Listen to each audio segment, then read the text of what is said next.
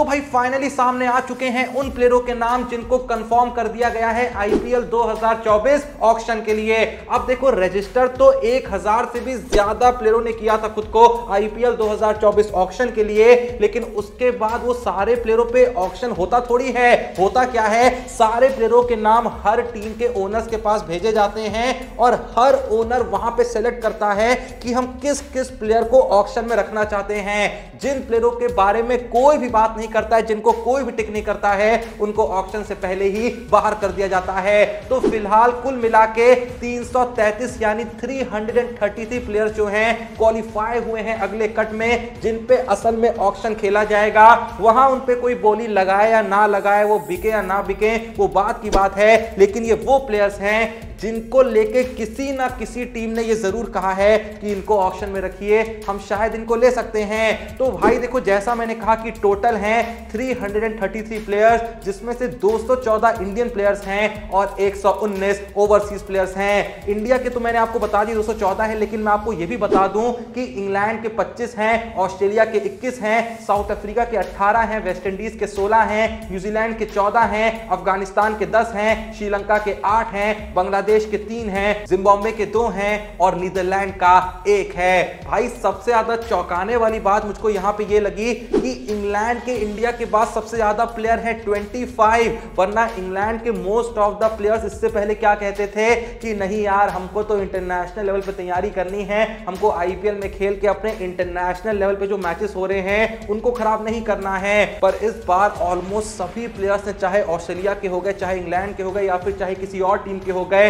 सभी ने अपने आप को ऑक्शन में उतारा है। कुछ अगर हम एक्सेप्शनल केसेस को छोड़ दें, जैसे कि बेन स्टोक्स, और सही किया भाई, वरना बेकार में जो चेन्नई का नुकसान हुआ था ना पिछली बार, वो किसी और टीम का नहीं होगा। अब देखो, मैं ये भी बता दूं कि ये जो टोटल 333 प्लेयर्स फाइनल कट के लिए क्वालिफाई हुए हैं, इसमें से 3 ही ऐसे इंडियन प्लेयर्स हैं जो 2 करोड़ ब्रैकेट के थे, जो कि ऑक्शन में उतरेंगे, जिन पे लोग बोली लगाना चाहते हैं। इन 3 प्लेयरों के नाम हैं हर्षल पटेल, शार्दुल ठाकुर, उमेश यादव। किसी ना किसी टीम ने ये कहा है कि इनको ऑक्शन में रखिए, इन पे हम बोली लगाना चाहते हैं। अगर तुम मुझसे पूछो कि इन तीनों में से कौन सा इंडियन प्लेयर होगा, ये 2 करोड़ ब्रैकेट वाले प्लेयरों में से कौन सा इंडियन प्लेयर होगा जो सबसे ज्यादा पैसे लेके यहां पे घर जा सकता है, तो भाई मेरे हिसाब से वो नाम शार्दुल ठाकुर होना चाहिए। थोड़ा सा मैं कंफ्यूज हूं हर्षल पटेल और शार्दुल ठाकुर के बीच, क्योंकि हर्षल पटेल की भी अपनी एक स्ट्रेंथ है, डेथ ओवर्स में कमाल की बॉलिंग कराते हैं, पिछले 1-2 सीजन बहुत ही वाहियात गए हैं, लेकिन भाई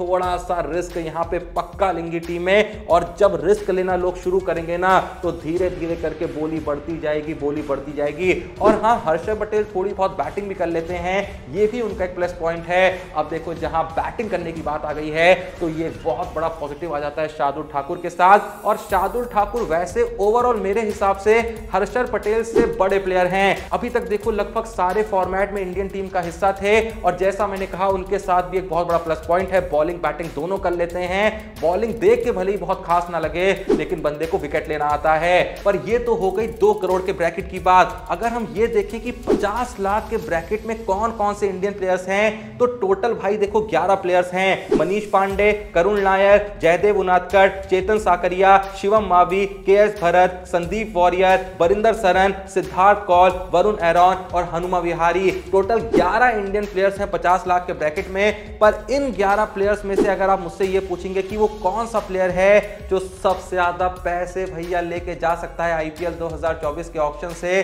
तो आप लोग सुन के चौंक जाएंगे, क्योंकि मैं यहां पे नाम लेना चाहूंगा चेतन साकरिया का। भाई देखो, चेतन साकरिया ने आईपीएल में कुछ बहुत खास नहीं किया है, लेकिन पिछले कुछ वक्त में जो उनकी अलग अलग सीरीज में परफॉर्मेंसेस रही हैं डोमेस्टिक क्रिकेट में, चाहे सैयद मुश्ताक अली ट्रॉफी हो गई, चाहे विजय हजारे ट्रॉफी हो गई, सबको चेतन साकरिया ने इंप्रेस किया है। इसलिए सबसे ज्यादा पैसा जो इन 50 लाख के ब्रैकेट वाले लोगों में से लेके जाएगा ना घर, वो कोई और नहीं, मेरे हिसाब से तो चेतन साकरिया होगा। आप लोग का क्या मानना है कमेंट बॉक्स में जरूर बताइएगा। लगे हाथ में आपको ये भी बता देता हूं कि आईपीएल 2024 के ऑक्शन में जो भी प्लेयर्स यहां पे सिलेक्ट हुए हैं, उनमें सबसे ओल्डेस्ट है मोहम्मद नबी, जिनकी उम्र है 39 साल, जो कि अफगानिस्तान के प्लेयर हैं। और वहीं बात करें सबसे यंगेस्ट की, तो वो है क्वेना मफाका, जो कि साउथ अफ्रीका के हैं, और उनकी उम्र मात्र 17 साल है। यानी मेजॉरिटी लोग जो ये वीडियो देख रहे हैं उनसे भी बहुत कम उम्र के हैं भाई वो। अब देखो भाई आगे बढ़े तो कल के दिन गुजरात टाइटंस के खेमे से भी कुछ खबरें सामने आती हैं, जिसमें यह पता चलता है कि हार्दिक पांड्या के जाने के बाद कौन सा वो प्लेयर होगा जो हार्दिक पांड्या की जगह गुजरात टाइटंस में आ सकता है। भाई एक चीज मैं यहां पे तुमको बता दूं कि हार्दिक पांड्या की जो बॉलिंग एबिलिटी थी ना, उसका ज्यादा नुकसान यहां पे गुजरात को नहीं होगा, क्योंकि गुजरात की बॉलिंग भाई एक नंबर है। पिछले सीजन यानी कि आईपीएल 2023 के जो टॉप 3 बेस्ट बॉलर्स थे ना, वो असल में गुजरात टाइटंस के ही बॉलर्स थे।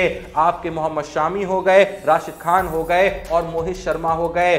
और इससे आगे देखें तो गुजरात टाइटंस को कोई बहुत फिनिशर की भी जरूरत नहीं पड़ने वाली है, क्योंकि राहुल तेवटिया गुजरात के लिए एक नंबर काम करते थे और अब भी डोमेस्टिक क्रिकेट में एक नंबर फिनिशिंग कर रहे हैं। वहीं पे डेविड मिलर जो हैं वो भी साउथ अफ्रीका के लिए मस्त फिनिशिंग कर रहे हैं, जो कि गुजरात टाइटंस के लिए भी करते थे। और अब तो राशिद खान जिस लेवल की बैटिंग करने लगे हैं, उनको भी एक तरीके से यहां पे फिनिशर माना जा सकता है। इससे आगे बढ़े तो गुजरात टाइटंस की ओपनिंग की भी कोई बहुत ज्यादा दिक्कत नहीं है, क्योंकि वहां पे शुभमन गिल हैं, उनके साथ में कभी वेट दिख सकते हैं, कभी आपको रिद्धिमान साहा वगैरह देखने को मिल सकते हैं। तो यहां पे मेन जो प्रॉब्लम होगी ना हार्दिक पांड्या के जाने से, वो क्या होगी कि हार्दिक पांड्या गुजरात टाइटंस में जो रोल निभाते थे मिडिल ऑर्डर में आके थोड़ा सा पारी को रोकना, लेकिन साथ ही साथ पारी को आगे भी लेके जाना, ये काम करने के लिए उनको एक प्लेयर चाहिए होगा।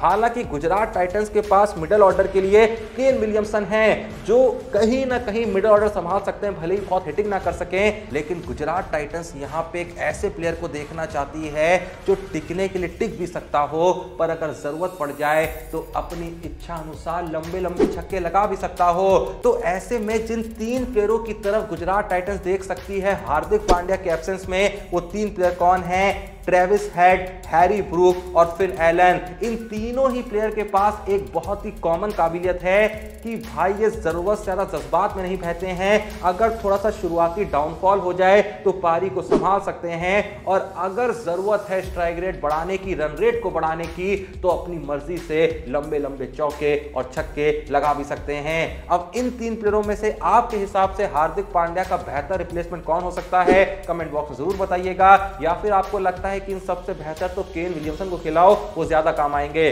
जो भी आपकी ऑनेस्ट राय है कमेंट बॉक्स में, जैसा मैंने कहा, जरूर बताइएगा। अब जब तक आप लोग कमेंट बॉक्स में बता रहे हैं, तब तक मैं आपको कुछ बताना चाहता हूं कि कल के दिन मैथ्यू हेडन से एक इंटरव्यू के दौरान ये पूछा गया कि आपने चेन्नई के लिए भी खेला है, एमएस धोनी की कैप्टेंसी में खेला है, तो क्या कोई एक ऐसी चीज है जिससे देख के आपको लगता था कि यार एमएस धोनी भी इस एक चीज से इरिटेट हो सकते हैं? अगर ये कुछ चीज हो जाए क्रिकेट में तो ये चीज एमएस धोनी को भी गुस्सा दिला सकती है। क्या कोई ऐसी चीज है? तो मैथ्यू हेडन बहुत ही आसानी से क्लियर शब्दों में कहते हैं कि वैसे तो एमएस धोनी आसानी से गुस्सा नहीं होते हैं, खासकर जब मैच चल रहा हो तब तो वो बिल्कुल भी गुस्सा नहीं दिखाते हैं। भले ही वो मैच खत्म होने के बाद ड्रेसिंग रूम में किसी चीज के लिए गुस्सा दिखा दें, किसी चीज के लिए इरिटेट हो जाए, किसी चीज पे किसी को सुना दें, लेकिन मैच में यानी चलते हुए मैच में ज्यादा नहीं बोलते हैं। बस एक चीज है जो चलते हुए मैच में एमएस धोनी को बहुत इरिटेट करती है कि अगर कोई प्लेयर फील्ड में अपना 100% नहीं देता है, किसी प्लेयर ने बैटिंग अच्छी नहीं करी हो, धोनी को कोई दिक्कत नहीं है, कोई बॉलर ज्यादा पिट रहा हो, धोनी को कोई दिक्कत नहीं है, लेकिन अगर एक फील्डर आलस दिखाता है, वो अपना 100% नहीं देता है, तो धोनी सच में फट जाते हैं। वो फील्ड में ज्यादा सुनाते तब भी नहीं है, लेकिन सबसे ज्यादा मैच खत्म होने के बाद जिसकी वो लेते हैं वो वही होता है जिसने फील्ड पे अपना 100% ना दिया हो। और देखो भाई, धोनी की इस आदत से ना मैं भी वाकिफ हूं, क्योंकि मुझे याद है एक बार एमएस धोनी ने अपने एक इंटरव्यू में कहा था कि मेरी हमेशा एक कोशिश रहती है कि मेरी टीम में जितने भी प्लेयर्स खेल रहे हो वो चाहे बहुत अच्छे बैट्समैन या बॉलर ना हो, लेकिन अच्छे फील्डर जरूर हो, क्योंकि एक अच्छे बैट्समैन का बुरा दिन आ सकता है जिससे वो जल्दी आउट हो सकता है, एक अच्छे बॉलर का भी बुरा दिन या बुरा दौर आ सकता है जब उसको विकेट नहीं मिलेंगे, वो बहुत ज्यादा रन पिट रहा होगा। लेकिन अगर कोई अच्छा फील्डर है ना, तो चाहे उसका अच्छा दिन चल रहा हो, चाहे उसका बुरा दिन या बुरा वक्त चल रहा हो, वो फील्डिंग अच्छी ही करेगा। कभी एक अच्छे फील्डर के साथ ये नहीं होगा कि भाई आज ये बुरे फॉर्म में है या आज इसका दिन नहीं है। अगर कोई अच्छा फील्डर है तो वो आपके लिए रन रोकेगा, और मेरे लिए ये बहुत मैटर करता है। यही रीजन है कि कई बार एमएस धोनी ने कई ऐसे प्लेयरों को टीम से बाहर कर दिया जिसके बाद जनता का बहुत ही गुस्से वाला रिएक्शन आया। लोग कहते थे भाई इतने सीनियर प्लेयर को बाहर कर दिया। ऐसा आपको याद होगा सचिन, सहवाग, गंभीर के टाइम हुआ था जब धोनी ने रोटेशन पॉलिसी शुरू करी थी, जो बहुत से दिग्गजों को पसंद नहीं आई थी, लेकिन धोनी की उसके पीछे एक ही मंशा थी कि भाई मुझको युवा लोग टीम में रखने हैं, क्योंकि भले युवा कभी अच्छी बैटिंग या बॉलिंग ना कर पाए, लेकिन फील्ड में जब वो रन रोकेंगे ना तो प्रेशर बनता है और उसी प्रेशर के दम पे मेजॉरिटी मैचेस जीते जाते हैं। और कसम से मुझे ना धोनी की ये बात एक नंबर लगी थी, जो आज भी बहुत लोग नहीं समझते हैं। आपका इस बारे में जो भी सोचना है कमेंट बॉक्स में जरूर बताइएगा। बाकी जल्दी से जाकर डिस्क्रिप्शन में दिए हुए लिंक से cric time with Joshi Telegram channel को भी जरूर ज्वाइन कर लीजिएगा, जहां पे क्रिकेट वर्ल्ड की अनोखी और जबरदस्त बातें हम आपके लिए लाते रहते हैं, जिसे देख के आपके हक्के बक्के भौचक्के निकल जाएंगे। उसके अलावा थोड़ी सी पर्सनल लाइफ भी वहां शेयर करने की कोशिश करते हैं, पर्सनली आप लोगों से इंटरैक्ट करते हैं, तो टाइम नहीं वेस्ट करिए। डिस्क्रिप्शन में दिए हुए लिंक से क्रिक टाइम विद जोशी के टेलीग्राम चैनल को ज्वाइन कर लीजिए। वीडियो पसंद आए लाइक कर दीजिए, चैनल को सब्सक्राइब कर लीजिए। मिलते हैं नेक्स्ट वीडियो में, तब तक के जय हिंद, धन्यवाद।